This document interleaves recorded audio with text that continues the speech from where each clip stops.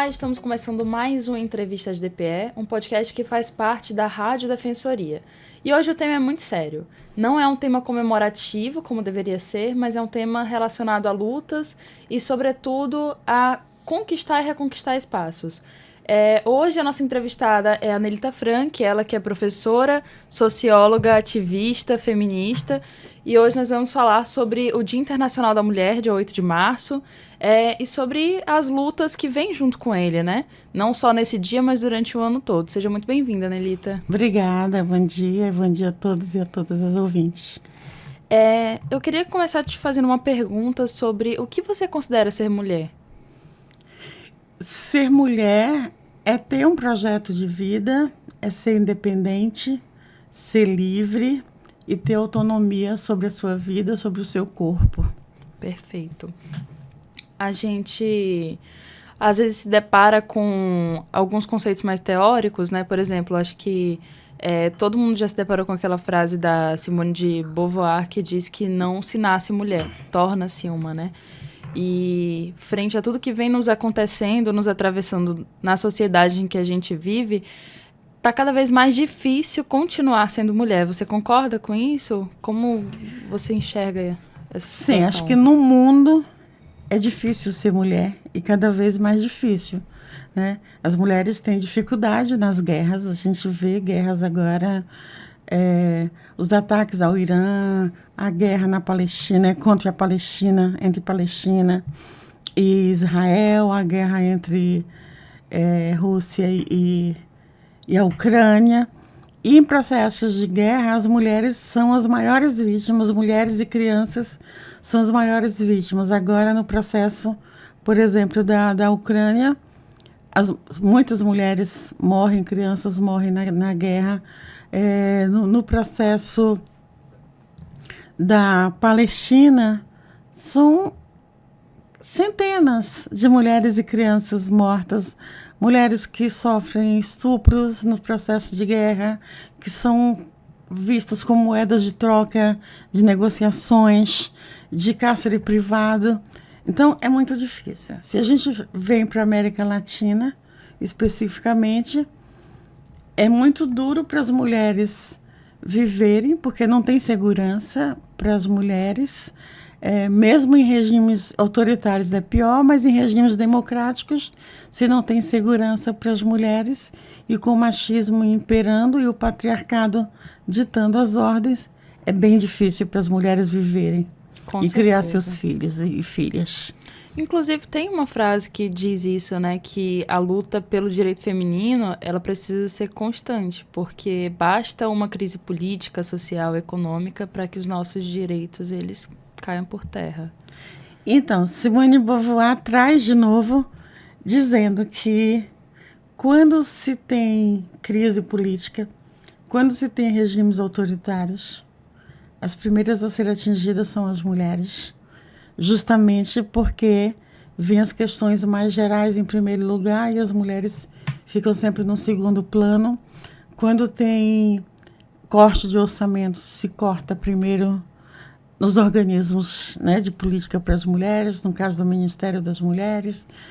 Localmente, não tem, os orçamentos são difíceis para os estados, onde tem Conselho da Mulher, Secretaria de Política para as Mulheres, Coordenadoria de Mulheres. Então, isso é muito variável, é muito instável, né, os orçamentos, e são mínimos os orçamentos para as mulheres. Com certeza.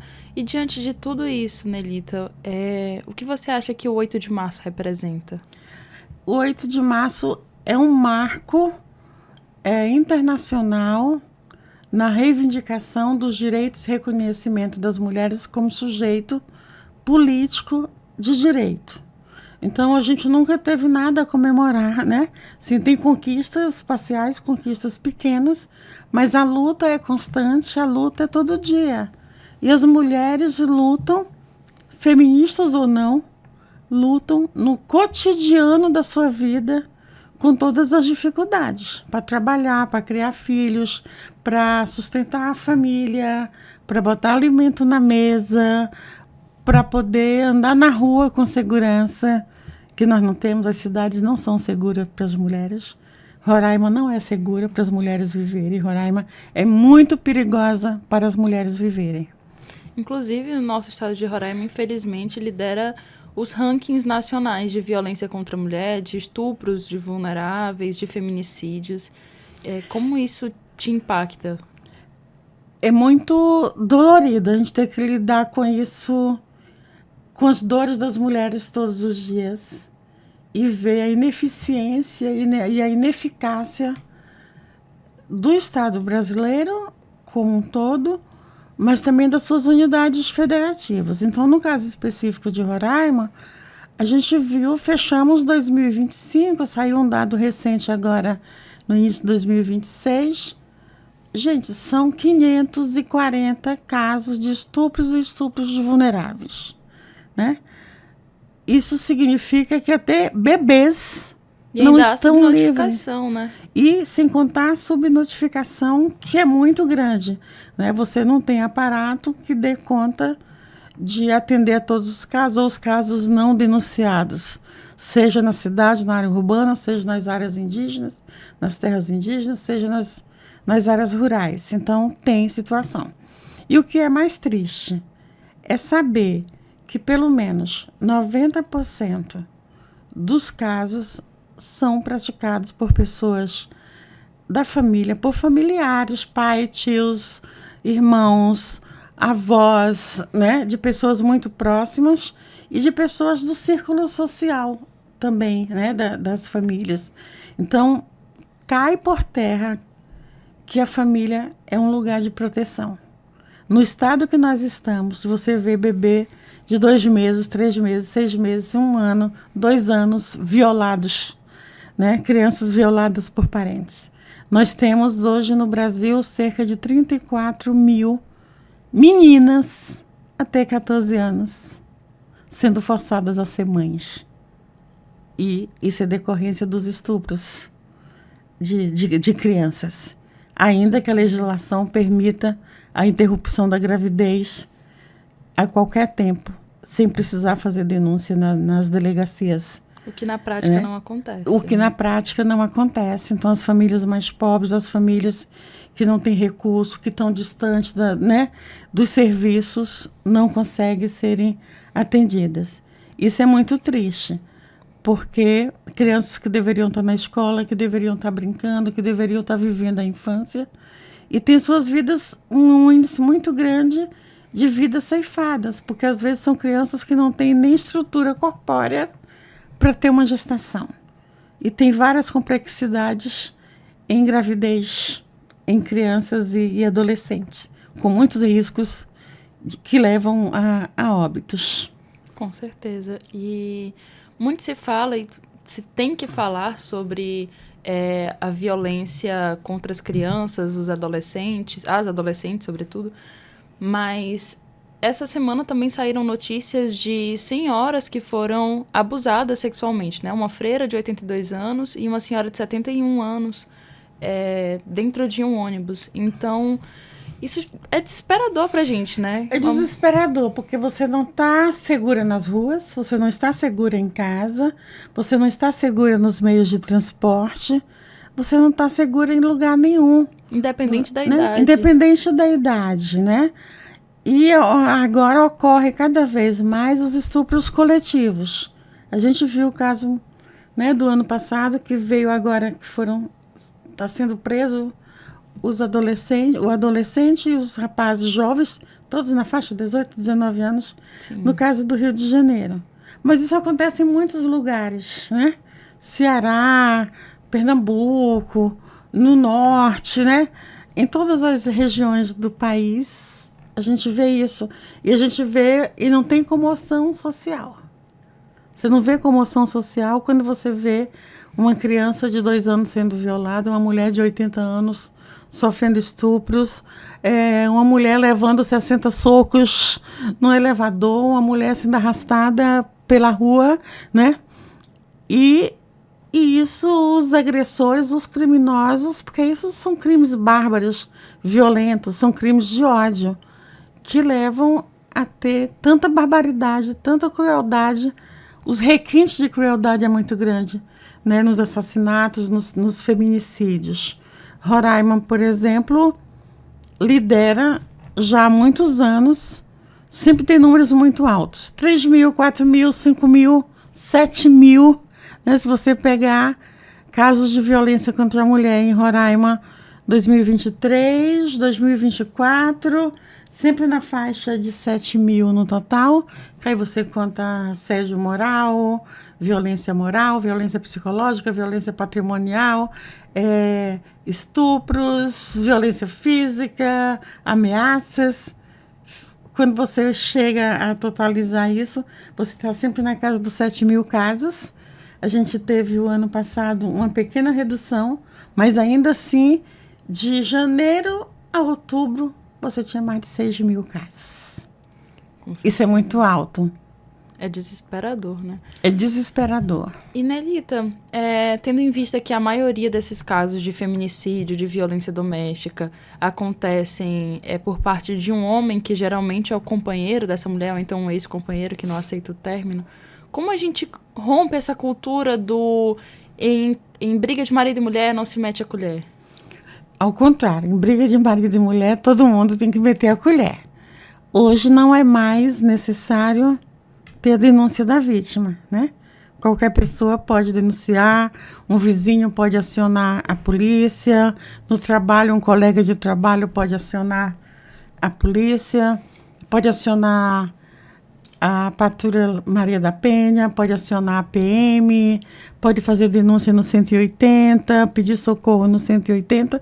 Quer dizer, tem alguns canais que as mulheres podem pedir socorro em situação, e as mulheres precisam criar redes de solidariedade. Com certeza. Né? Porque a gente teve uma experiência em Recife em que as mulheres criaram uma rede de solidariedade que usava apitos. Então, se você via um apito gritando, você podia chamar a polícia, que era caso de violência. Agora aparecem muitos sinais de mãos, porque também a gente tem, inclusive, os cárceres privados, né? Situações onde violência patrimonial, por exemplo, é qualquer situação que você priva a mulher de sair, você quebra o telefone, você está destruindo o meio de comunicação dela, você queima documentos para dificultar as denúncias e que ela possa sair, que ela possa viajar, que ela possa, né, denunciar, você sequestra o dinheiro, você toma cartões. Com as mulheres mais velhas ou mulheres idosas, é muito comum homens se apropriarem da renda das mulheres, do cartão do Bolsa Família. Né? Tem casos, por exemplo, que o homem vai lá e registra o Bolsa Família, faz o cadastro no nome dele. Isso é muito, porque, na verdade, muitas vezes é a mãe que está cuidando, às vezes a mãe nem está vivendo com esse homem. Mas é ele que está recebendo o Bolsa Família, por exemplo. Entendeu? Então, você tem um sequestro das condições mínimas das mulheres sobreviverem, né? Principalmente as mulheres de baixa renda. Mas a violência também acontece em todas as classes econômicas. Seja a mulher rica, a mulher preta, a mulher LGBT, a mulher trans, quer dizer, das várias identidades, né? Estão sujeitas à violência. No caso de mulheres lésbicas, mulheres trans ou de outras identidades não binárias, você tem e se são negras, é muito mais cruel a forma de violência. A gente viu agora, recente, do ano passado, os dados do Fórum Brasileiro de Segurança Pública, nos casos de assassinatos, cerca de 97% são cometidos por homens. 8 a cada 10 mulheres sofrem esse tipo de violência, né, privada no domicílio. Você tem mais de 3 mil casos de tentativas de homicídios. Isso, por ano, isso é muita coisa. Percentualmente, é muita coisa. você ter mais de 540 casos de estupros e estupros de vulneráveis no caso de Roraima. É muita coisa. Um estado pequeno desse, você ter 6.000 casos... Só os notificados. Em menos de um ano, só os notificados. Então, você tem uma barbárie, né? E uma barbárie com o corpo da mulher. E, na verdade, uma coisa que foi lá no início de 70, da grande campanha Quem Ama Não Mata, mais do que nunca, Quem Ama Não Mata está na ordem do dia. Porque crime sexual, crime de assassinatos, de feminicídio, são crimes bárbaros de ódio às mulheres e de misoginia às mulheres. Nós estamos chegando a um outro tipo de crime. São os crimes cibernéticos. Sim. Aparece, por exemplo, a mesma estatística para crime de stalker. Que são as coisas virtuais. Mais de 97.000 casos. Isso é muita coisa, né? Isso é muita coisa. E aí, um outro tipo de violência patrimonial é você destruir, por exemplo, botar fogo numa casa. E quando bota fogo na casa com a mulher e as crianças juntos? E os homicidas suicidas, que matam a mulher e depois se suicida. Foi o que aconteceu recentemente, né? No caso de Goiás, por exemplo, Exato. E já aconteceu vários em São Paulo, Rio de Janeiro e outros lugares, você matar uma criança é você punir essa mulher pro resto da vida. Porque você mata a criança para punir a mãe. Olha a perversidade. É uma mente muito doente. E aí eu acho que toda a sociedade tem responsabilidade com a violência, sabe? Eu acho que não adianta... Aí eu ia falar um dado antes das mulheres negras. Por exemplo, dos dados nacionais, 63% das mulheres que sofrem violência são mulheres negras. É assim, é disparado, né? Isso se você considerar pardo. Se você considerar pretas e pardas, esse número aumenta, né? Porque é uma categoria que o IBGE usa, pretas e pardos, mas para a gente do movimento negro, você considera mulheres negras, pardas e pretas. Então, a estatística é muito grande. É muito grande. E aí eu acho que tem que ter um pacto da sociedade, sabe? Eu acho que não são só as políticas públicas, porque no caso de Roraima, por exemplo, tem Delegacia da Mulher, tem Patrulha Maria da Penha, tem a Casa da Mulher Brasileira, tem o Conselho Estadual da Mulher. Tem o Chame. Tem a rede a rede dos serviços, né? Que comporta várias instituições. Tem o Judiciário participando junto e fazendo julgamentos. Você vê sempre nos jornais, nas notícias policiais, homens sendo presos e julgados, mas é o mínimo em relação ao número de violência. Então, o que está acontecendo? Não chega nem a ser o mínimo, na verdade, né? É o mínimo do mínimo, né? Praticamente nada frente ao número. É irrisório. Ainda que tenha um esforço, né, para tentar superar. Então, como é que a gente enfrenta isso? Não tem jeito. É enfrentando o machismo, sabe? É indo para a rua, é lutando, é denunciando, é organizando rede de solidariedade e mudando. Uma coisa recente que o governo federal está discutindo é incluir nos currículos escolares o tema da violência contra a mulher. E aí, se você precisa ser discutido nas escolas, sexualidade, Roraima, por exemplo, tem uma grande discussão, principalmente da direita e da extrema-direita, de questionar o uso de educação sexual nas escolas. Isso é fundamental para que as crianças saibam reconhecer. Reconhecer quando alguém aborda elas de forma inadequada, quando elas possam perceber de que elas estão uma abordagem que pode ser uma violência, de que uma menina ou um menino, porque também tem violências sexuais contra meninos, né?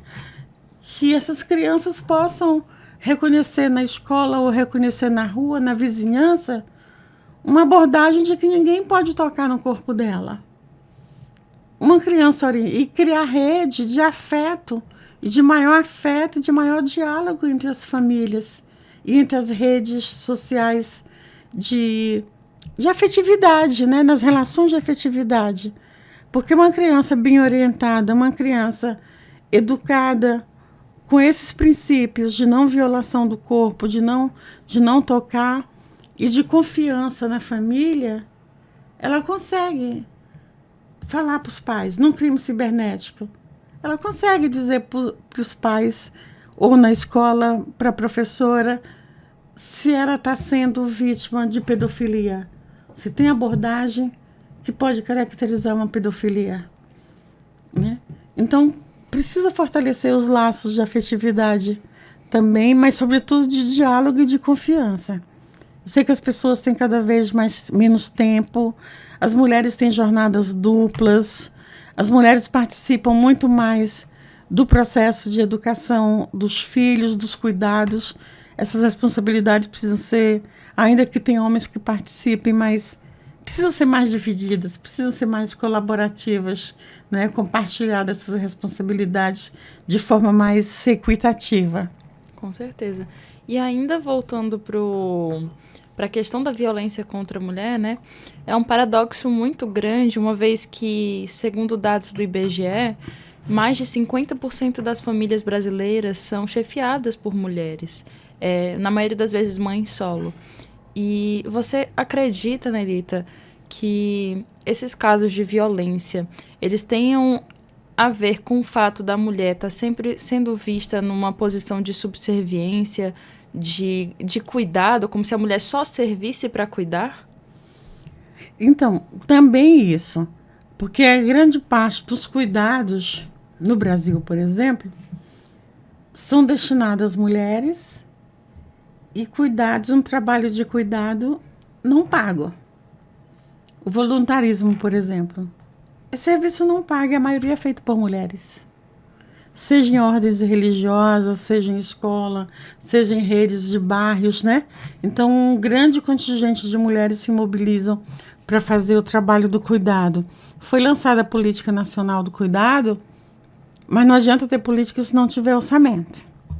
Foi feito o Pacto de Enfrentamento à Violência lá em 2015, não vai dar resultado se não tiver investimento do governo brasileiro e dos estados, dos governadores, dos prefeitos, de investir dinheiro. Por exemplo, a gente tem em Roraima esses dados alarmantes da violência, mas a gente não vê uma campanha com a perspectiva de gênero de forma intensiva na televisão, ou nos jornais, ou nas rádios, né? Precisa assumir isso como uma proposta de enfrentamento. Precisa ter postos, precisa ter vigilância nos bairros com mecanismos que possam as mulheres ter segurança de ir do trabalho para casa, de casa para o trabalho, de levar os filhos nas escolas, ou as crianças irem sozinhas quando estão maiores, poder ir para a escola e voltar.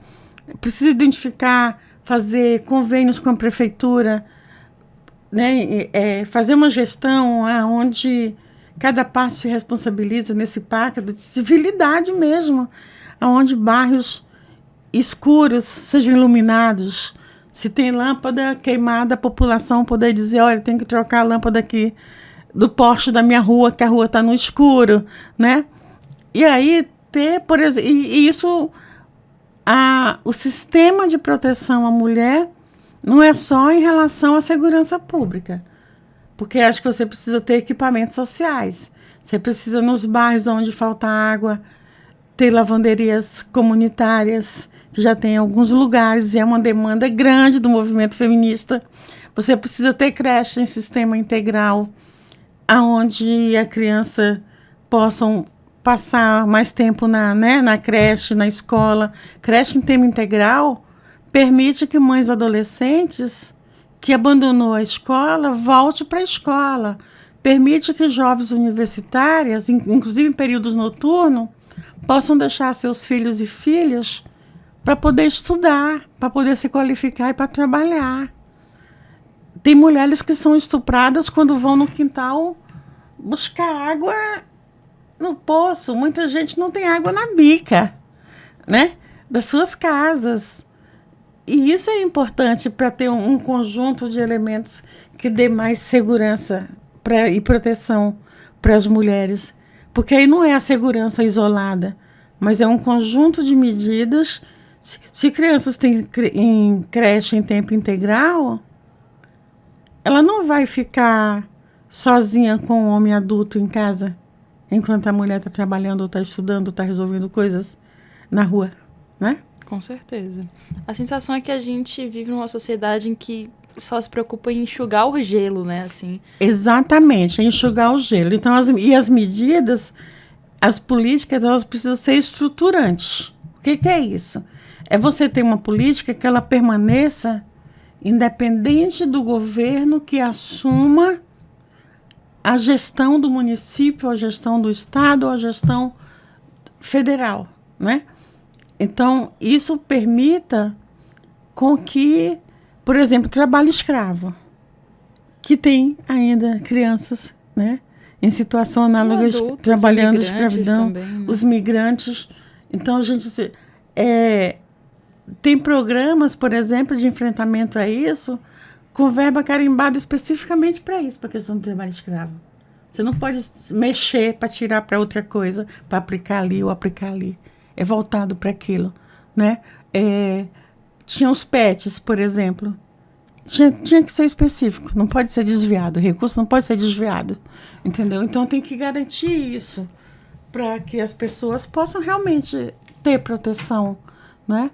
Precisa ter um sistema muito bem integrado do sistema de justiça com o sistema de segurança pública, com o sistema de saúde, onde a saúde possa qualificar esses dados e os atendimentos de mulheres vítimas de violência, de crianças vítimas de violência, de crianças vítimas de estupros, de crianças que têm o direito a interromper a gravidez em caso de estupro, mas muitas vezes que no posto de saúde é mandada para o pré-natal e não para o serviço de interrupção, e dialogar isso com a família. E não adianta dizer que o Estado protege, que o Estado cuida. Cuida onde? Em um abrigo? Que Estado? Né? Porque esse Estado parece que é uma pessoa que vai cuidar.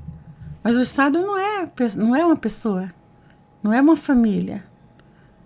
Então, precisa ter com certeza isso para garantir mais segurança e você ter a sensação e a efetividade de que você vai ter sua segurança garantida.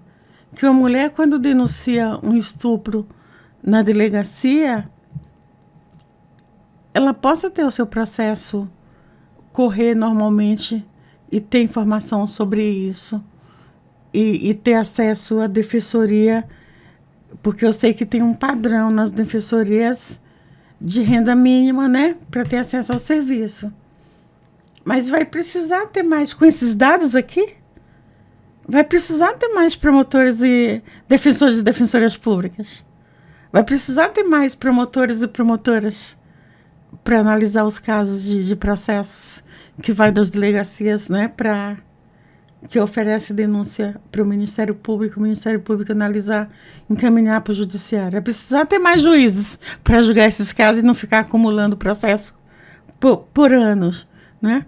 Então, assim, é um conjunto interligado de medidas para minimamente ter eficácia e educar a população, né? Eu vejo muito nas rodas de conversa que a gente faz, nas palestras, nos seminários, de demandarem da gente assim, não, mas vocês precisam falar para os homens também. Vocês precisam educar os homens.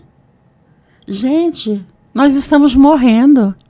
As mulheres estão morrendo.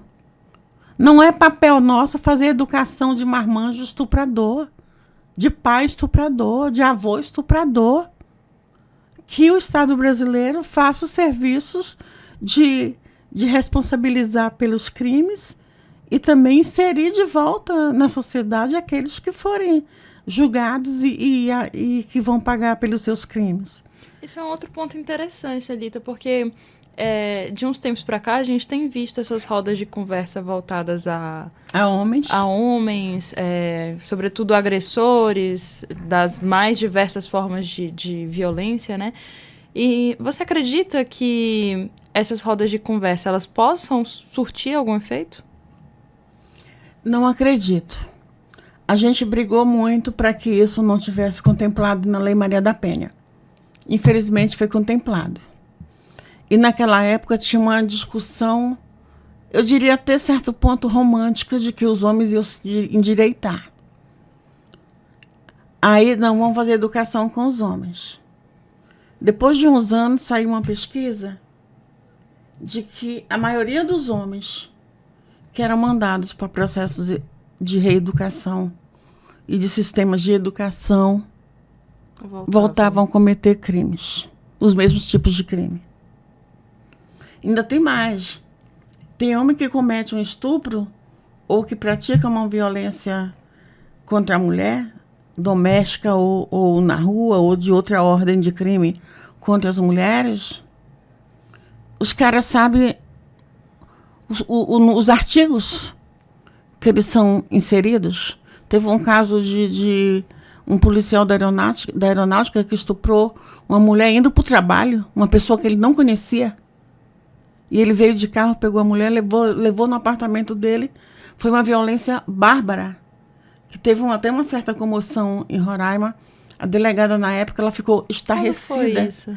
Faz alguns anos. Ela ficou estarrecida com o grau de violência. E sabe o que o cara dizia quando foi preso? Eu sei que eu infringi o artigo A, B, C e D, mas daqui a uns anos eu estou livre. Ou o caso do Pricumã, de que a menina, a ex-namorada, conseguiu fugir, teve que sair do estado, porque o cara não aceitava o rompimento. Depois ele voltou, matou a amiga da ex-namorada, matou o pai da ex-namorada e depois foi numa oficina e matou o próprio tio dele. Toda uma rede de pessoas que estavam ali nas proximidades. Ele dizia, eu matei. E quando eu sair, eu vou atrás dela e mato ela. Que absurdo, né? Assim, isso é de um ódio, não é? É de uma perversidade inominável. Inominável. E a gente vê agora, com o marco legal mais apurado, você tem a lei contra o feminicídio, você tem a Lei Maria da Penha, você tem um aumento da penalidade, por exemplo, para servidores públicos que cometer violência contra a mulher. Você tem o agravamento de penas para violência doméstica de repetição. Assim, tem alguns graus, né, de algumas legislações que vão agravando as penalidades. Mas isso parece que não surte efeito, porque parece que os homens estão livres para matar. Essa é a verdade.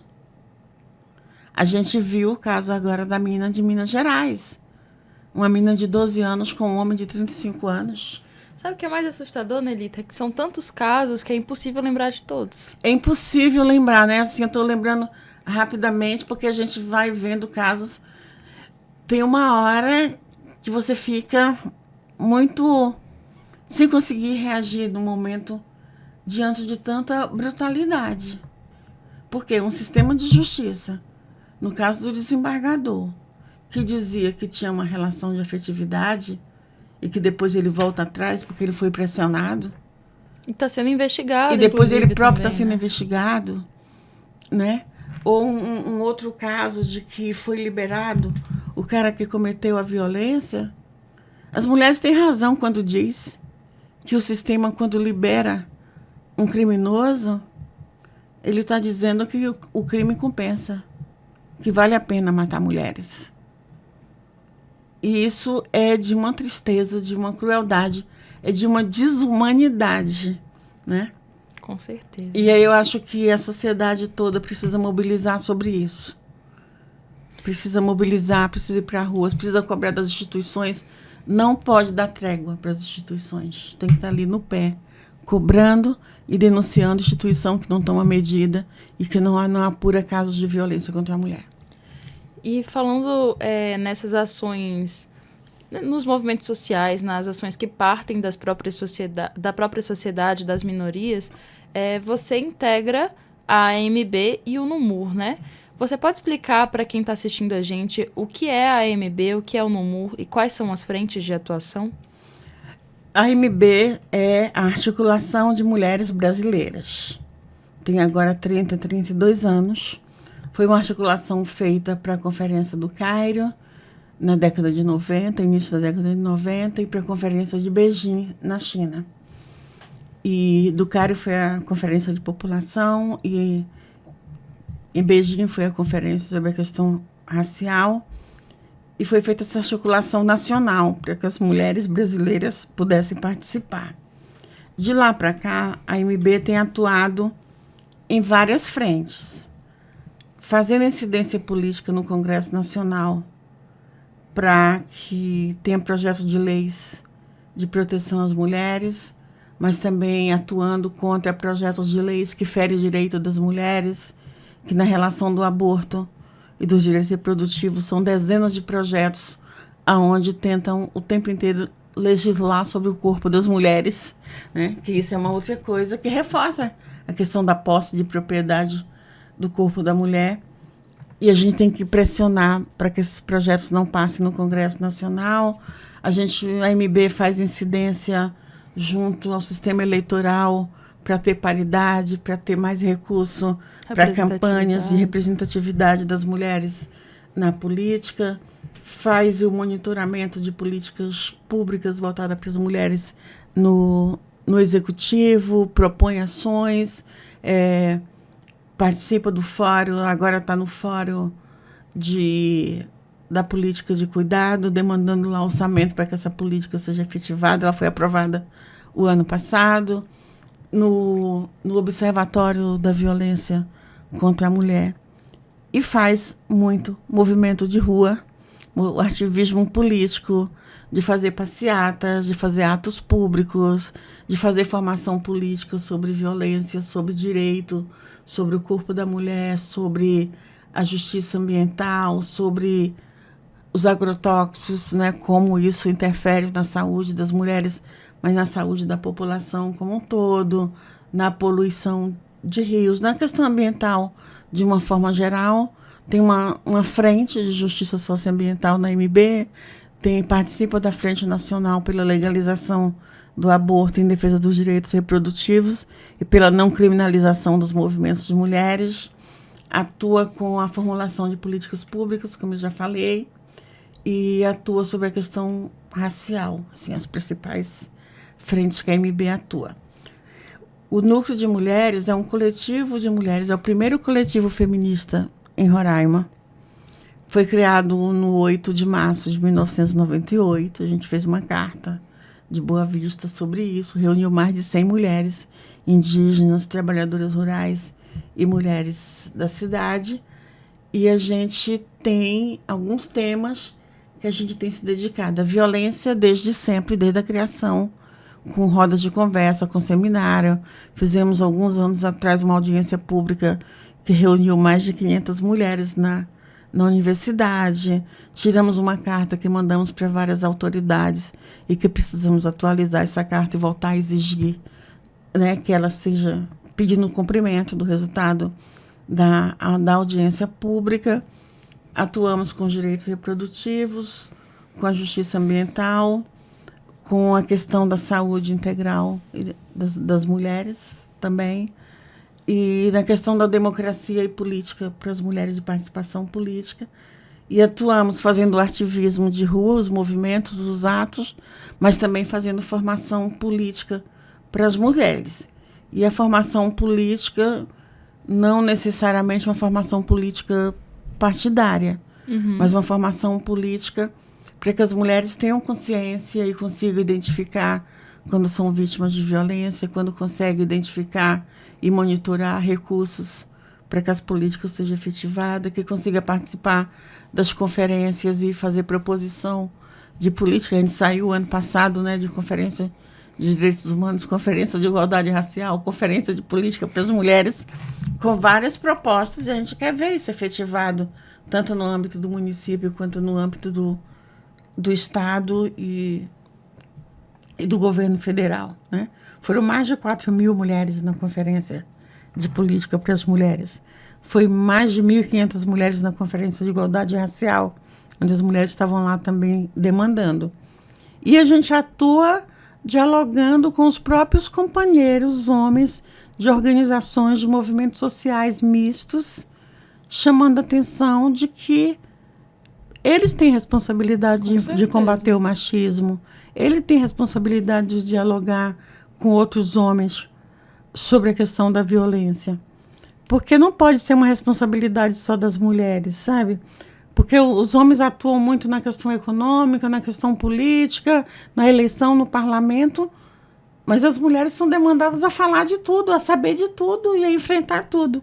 Isso não é justo com as mulheres, né? A gente quer que os homens também se responsabilizem sobre esses temas e dialoguem sobre isso também. Exato, inclusive... Porque combater o machismo não deve ser uma tarefa só das mulheres.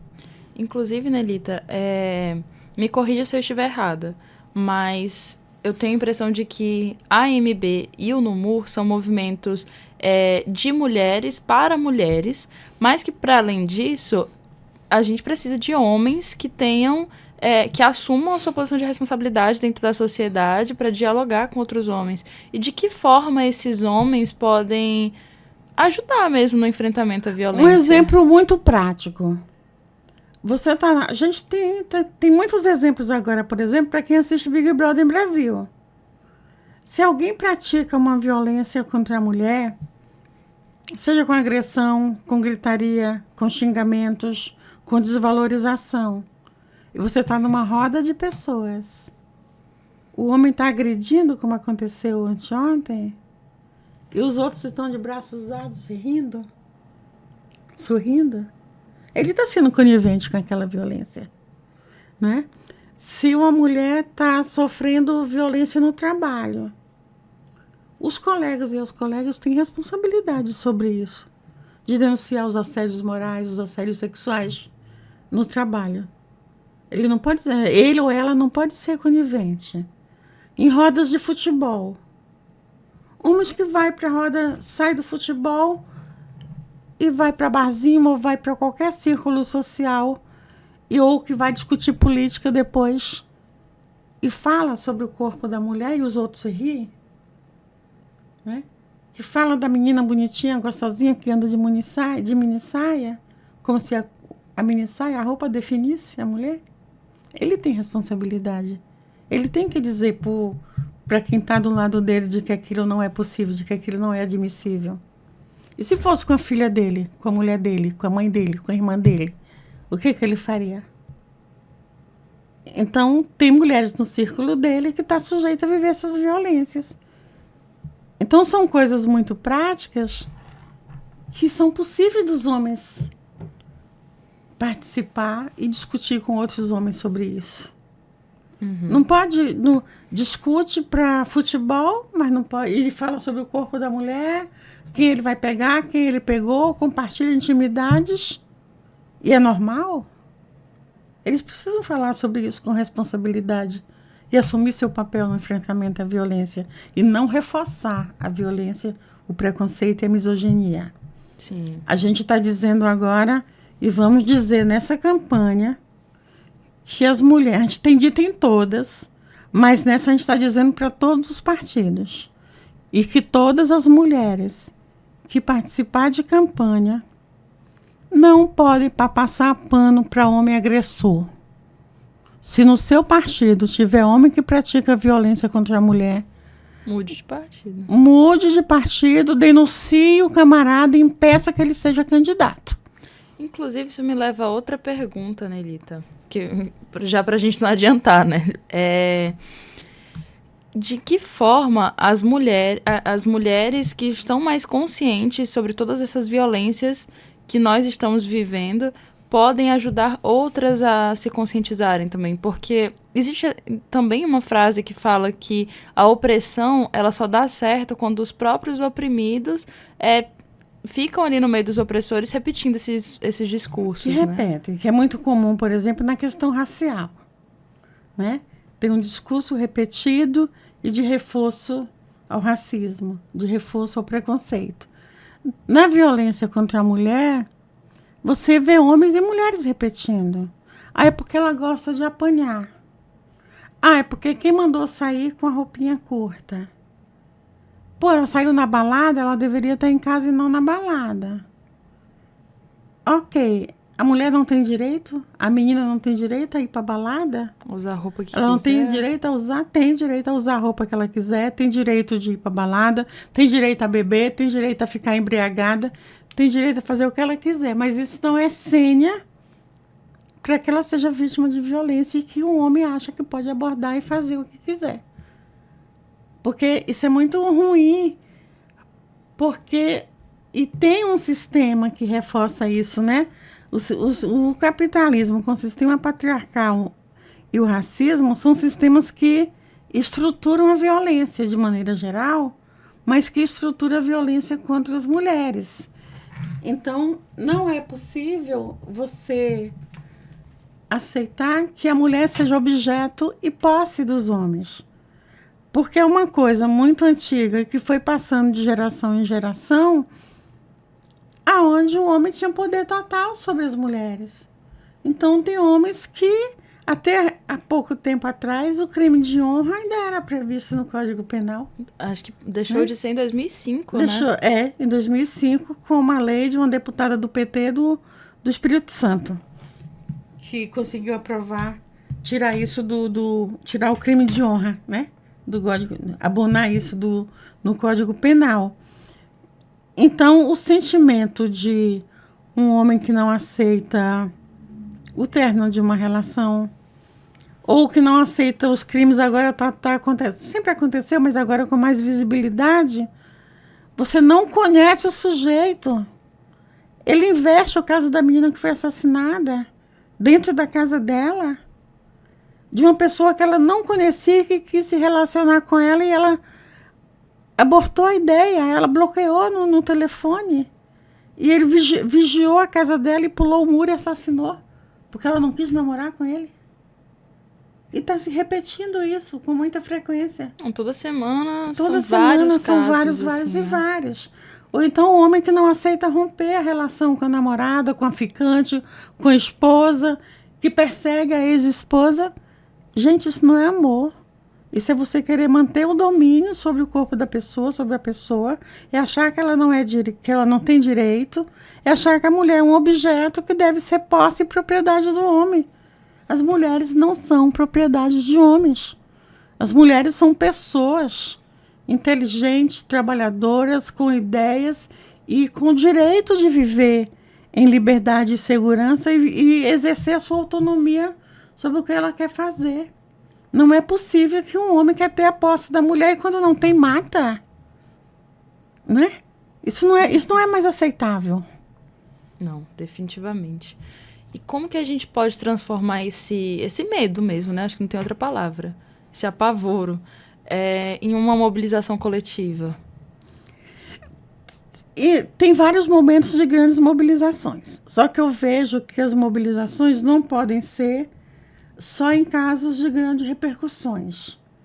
Eu acho que a gente precisa criar uma cultura de que cada vida importa. A gente diz, todas as vidas importam. A gente diz isso na discussão sobre a questão racial. A gente diz isso sobre a vida das mulheres. Nenhuma mulher a menos, né? A violência, o combate à violência é por todas nós. É por mim, é por você, é por todas as outras pessoas. Todas as mulheres que sofrem violência. Mas a violência no cotidiano da vida das mulheres, e de mulheres pobres, de mulheres de periferia, de mulheres de classe média, qualquer crime contra as mulheres precisa mobilizar a sociedade, precisa mobilizar inclusive as mulheres. Por isso que eu digo que as redes de solidariedade é importante.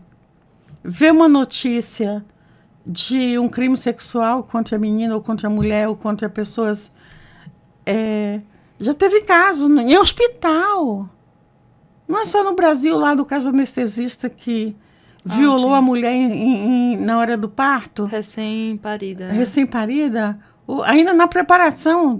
Teve um caso que foi na preparação do parto, né? Que ele ia anestesiar a mulher. Mas já teve caso em Roraima de importunação sexual de pessoas internadas. Teve caso de pessoas internadas, de sofrer abuso. Ou pessoas adormecidas em hospital e sofrer abusos de profissionais. Quem deveria cuidar, né? Que deveria cuidar. Então, assim, aquilo que eu disse no início, a gente não tem segurança em lugar nenhum. Nem em casa, nem nos hospitais. Nem em casa, nem na rua, nem nos hospitais, nem no trabalho, nem no transporte. Então, a gente está lançado à nossa própria sorte. E é nós por nós, infelizmente, é nós por nós. E aí eu acho que as mulheres precisam, assim, a gente tem que ampliar essa mobilização das mulheres e discutir em todos os lugares como sendo uma coisa normal discutir que a violência não é possível. Que o direito das mulheres são direitos humanos e que precisam ser respeitados. Porque senão vira uma selva. Já virou, né? É uma selva que parece que não tem saída. E a gente precisa acreditar de que tem saída. A gente precisa... Um dia desse eu vi uma moça, recente agora, numa comunidade, que eu fui e que a moça disse assim: eu lembro de você uma vez na minha comunidade e você estava falando de violência. Eu até mudei de marido, porque eu não aceitei que ele me batesse mais. E eu deixei. Eu nunca esqueço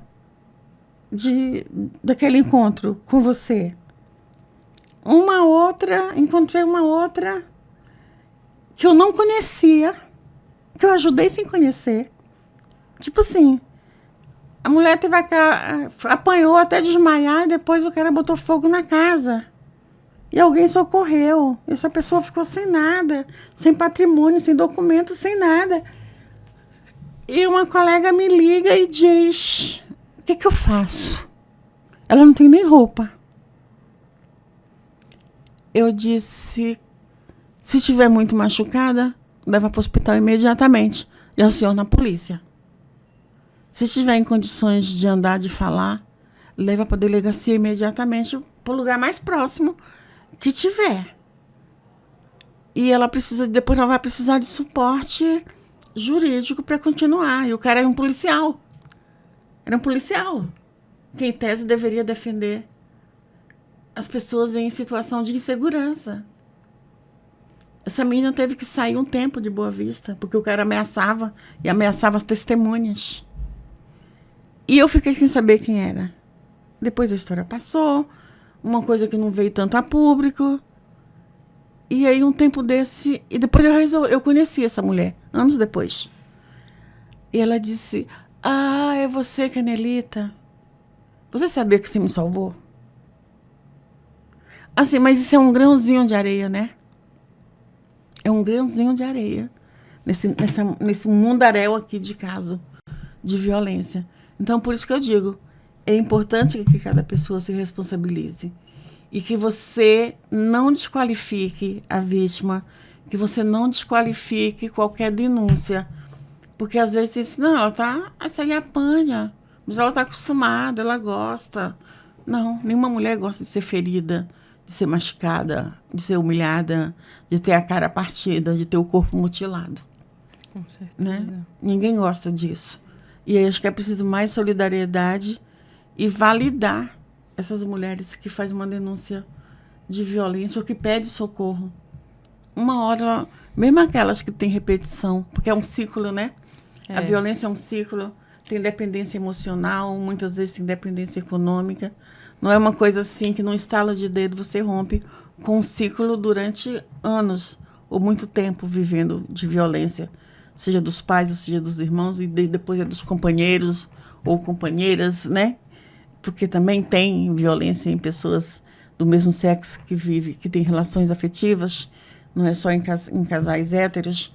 Então, acontece de todos os lados. Então, eu acho que é importante isso, você validar, principalmente com crianças.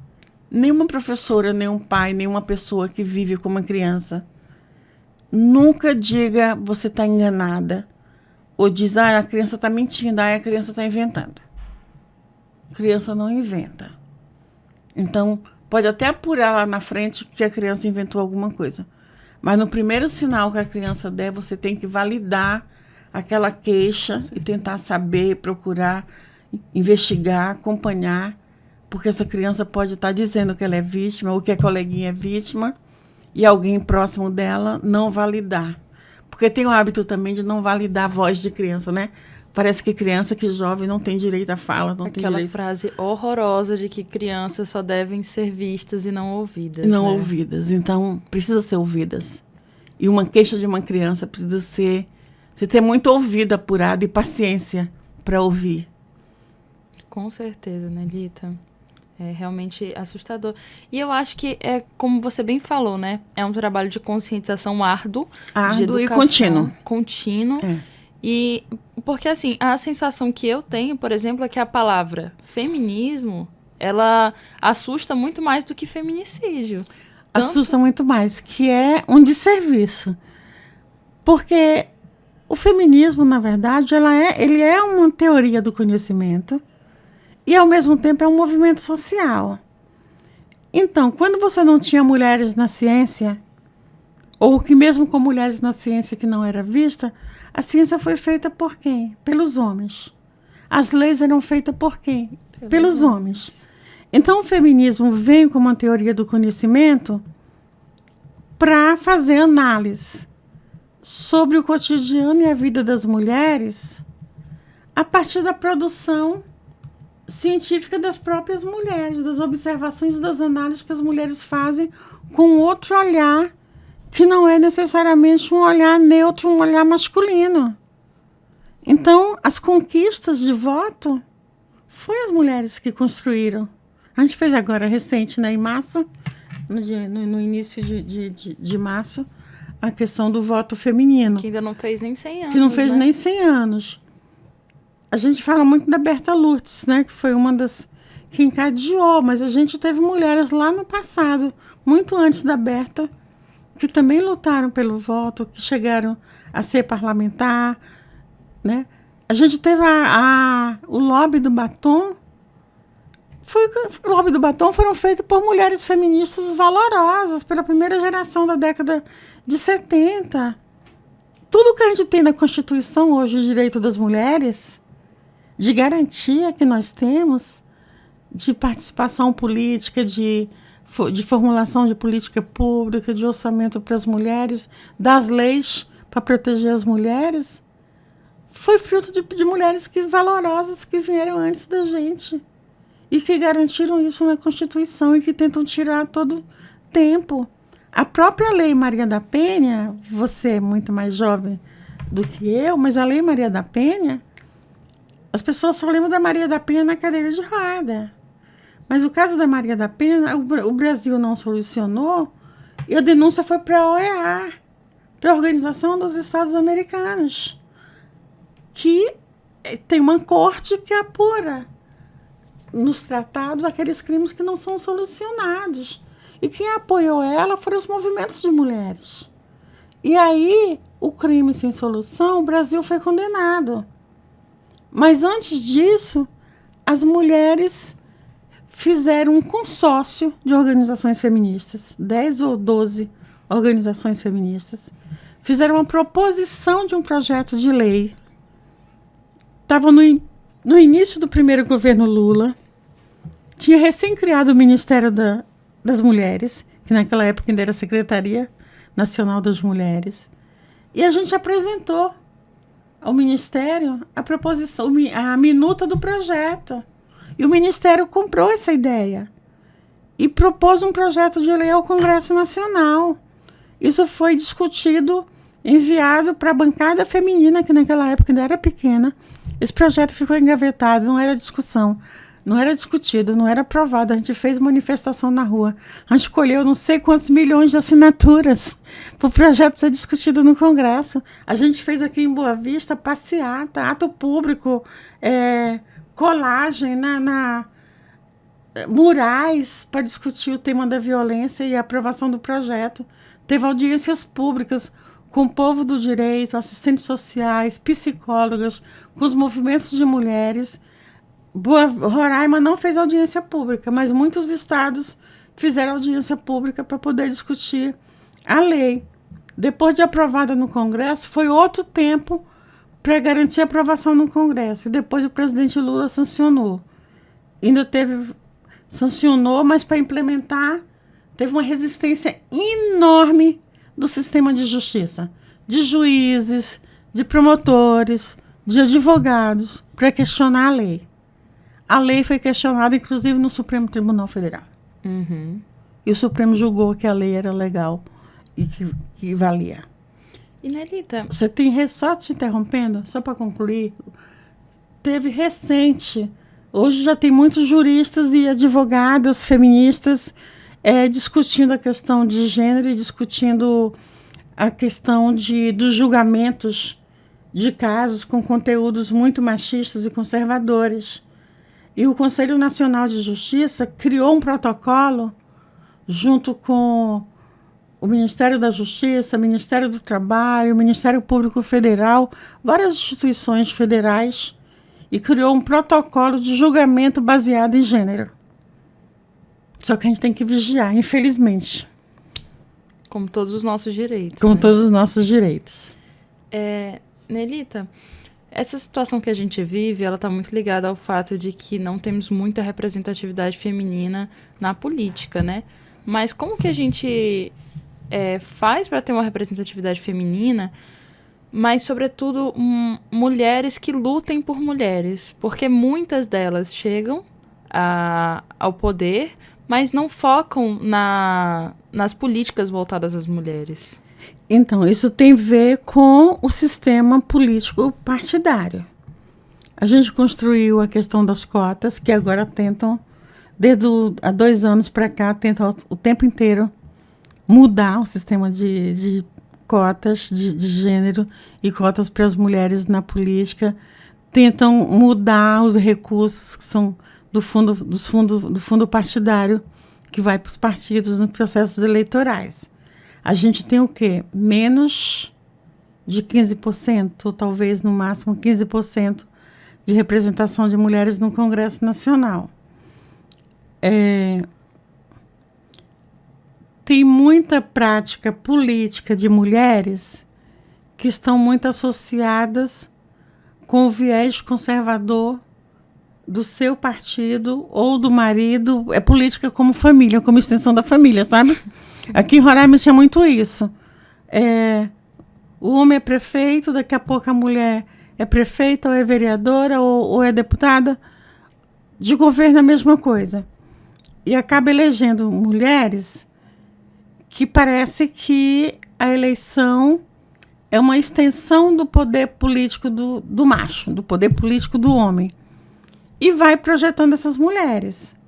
Só que são mulheres que vêm de um projeto conservador, que vêm de um projeto de direita, que vêm de um projeto que não defende as mulheres. Quando chega na hora de votar, vota com o que os homens querem, com o que a maioria masculina quer. A gente tem um retrato do Congresso hoje, que é o Congresso mais conservador da história da política brasileira. De um fisiologismo, assim, inaceitável, inominável. E ali você tem mulheres compactuando. Eu vou citar só alguns nomes. A Bia Kiss. A outra que está foragida, presa na Itália. A Carla Zambelli. Gente, como é possível você defender um projeto do Bolsonaro e você se dá o direito de botar uma arma na mão e sair correndo numa rua perseguindo alguém para atirar e encurrala em um bar e ameaça com uma arma? E não foi condenada nem por isso, tá? Foi condenada por outro crime. Como é possível isso, né? Então, você tem esse corpo aí de mulheres que é importante para a representação, mas não é importante para mudar a vida das mulheres.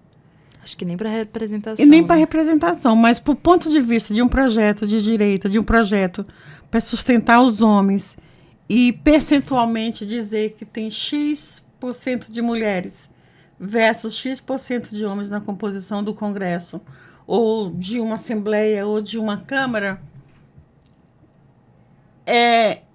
tem um resultado real de urna, mas que isso não reflete uma prática política que vai favorecer as mulheres ou defender as mulheres, ou o direito das mulheres.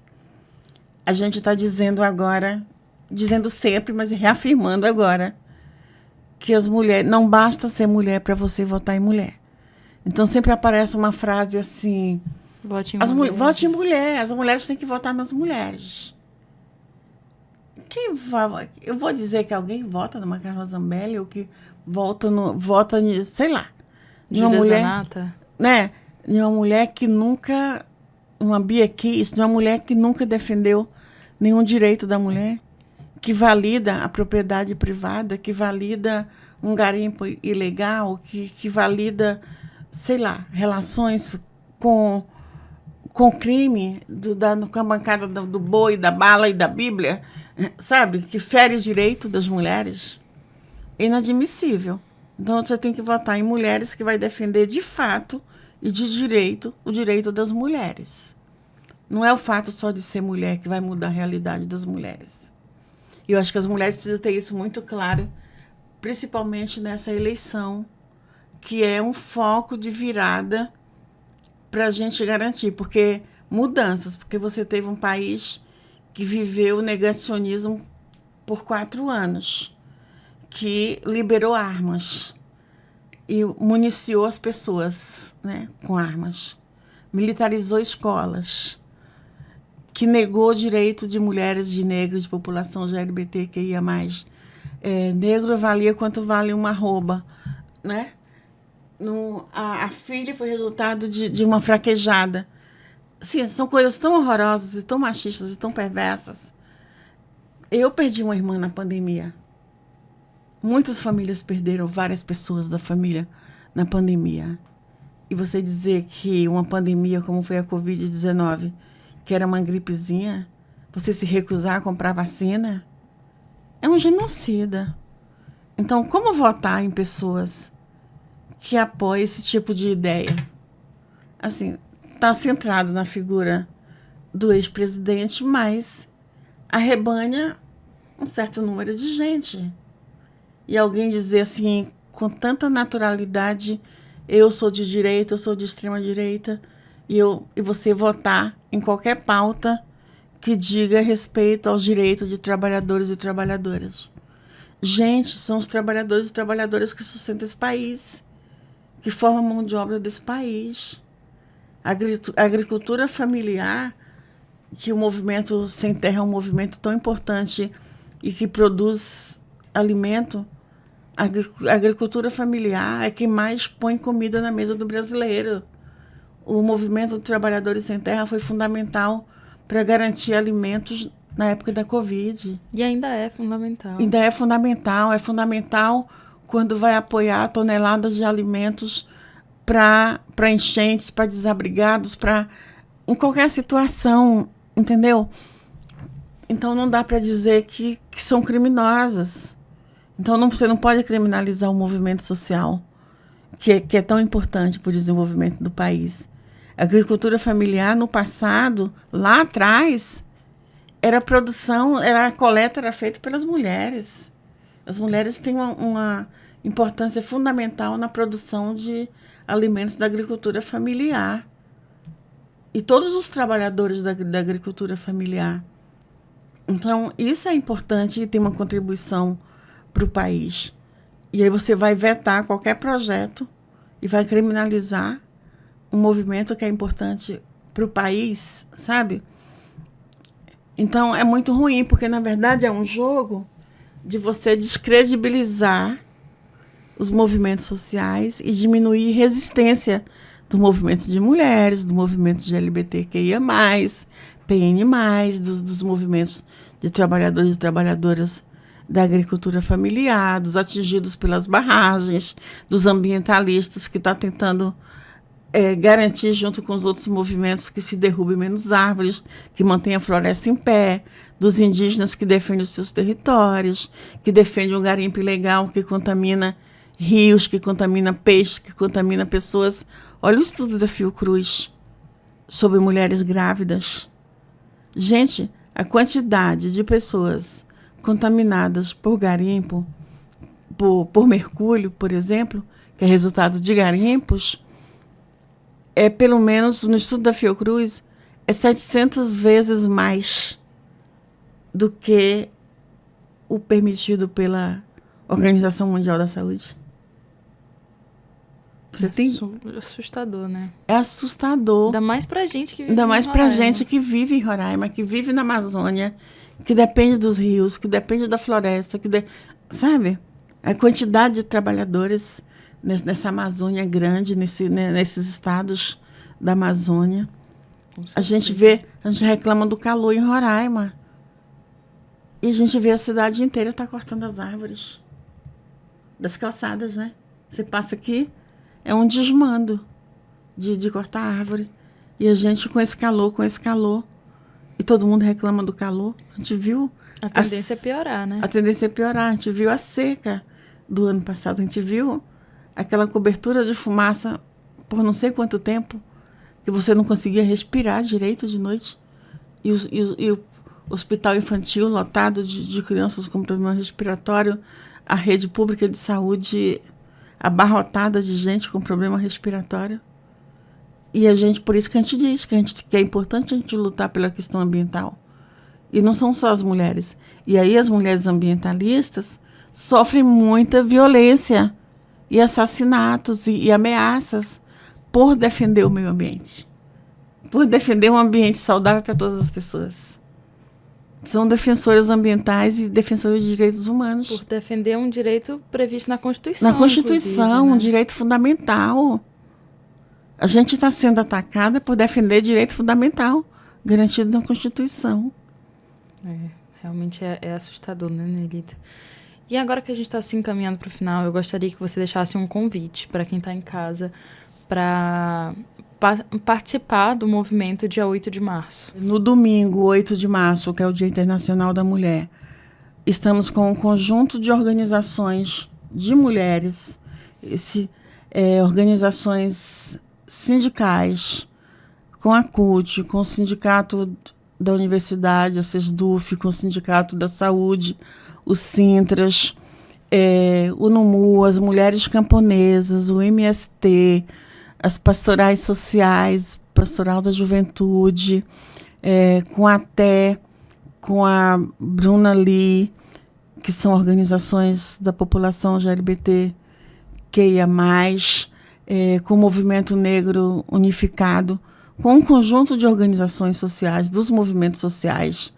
Eu não estou com a lista aqui de lembrar tudo de cabeça, mas assim, com um conjunto de movimentos sociais de Roraima, para fazer o ato no Portal do Milênio. A gente tem uma concentração às 17h30, que as pessoas vão chegando, e o ato começa, de fato, às 18 horas, Portal do Milênio, na Avenida NH6. Também estamos tentando ver um espaço, um grupo que está tentando organizar um espaço para crianças brincar, pintar, né, com atividades ali.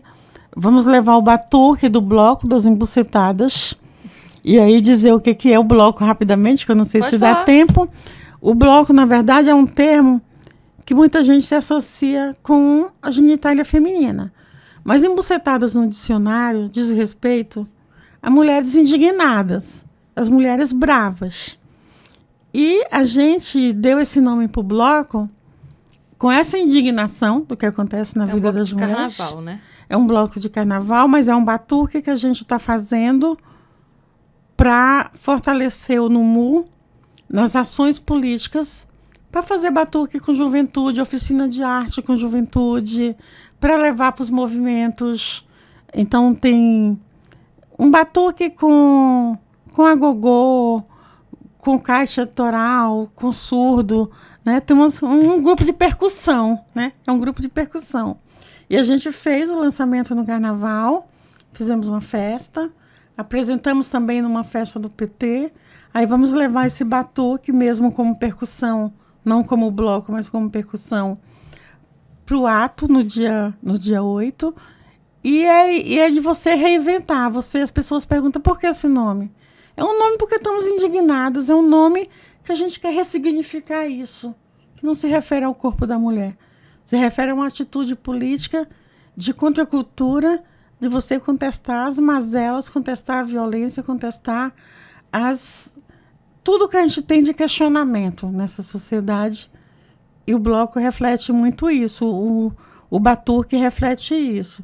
Mas vai ter poesia, vai ter performance, vai ter fala das mulheres dos vários movimentos, vai ter músicas feministas, vai ter músicas não feministas.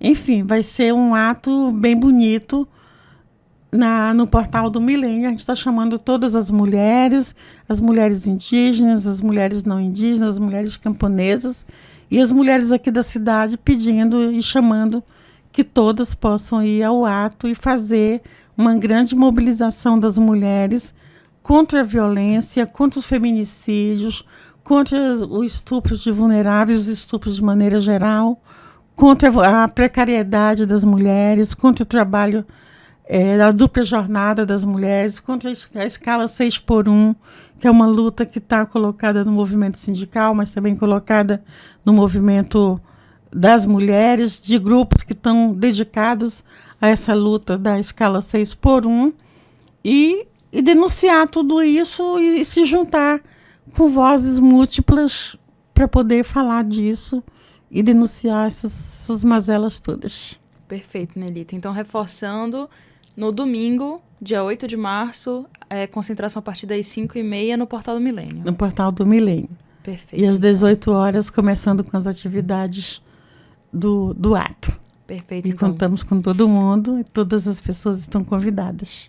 Nelita, quero te agradecer por essa entrevista, muito esclarecedora, muito necessária, viu? Muito obrigada mais uma vez por ter vindo aqui ao nosso estúdio.